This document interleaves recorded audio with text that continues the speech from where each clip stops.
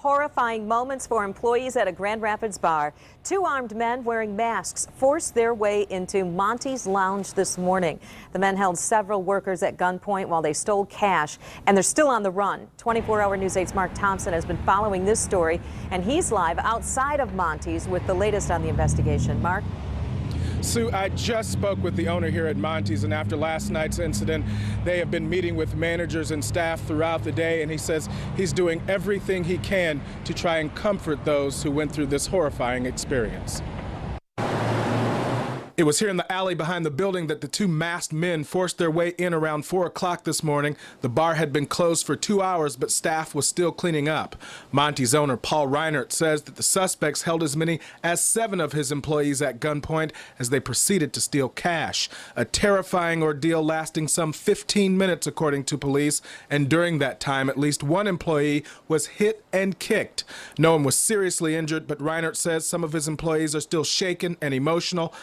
When the other person on the other end of the line says to you, your staff was just pretty much held hostage at gunpoint, your heart sinks. Because you do not think for 1 minute about anything in your establishment besides the people that work for you and their safety.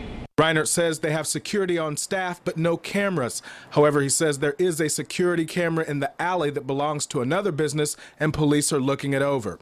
Several bars are located in this area of Bridge Street. Every hour or so, I see about 4 or 5 cops go by here.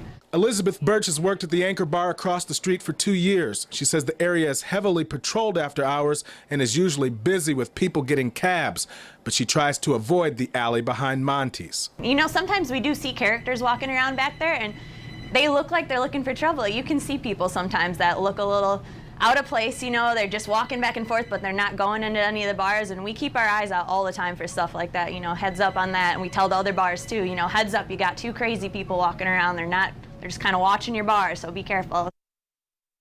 Police say both suspects are men around 6 feet tall. One was black with a Friday the 13th type hockey mask covering his face. The other was white with a blue bandana covering his face. Police are asking anyone with information to give them a call. Reporting live in Grand Rapids tonight, Mark Thompson, 24-hour News 8.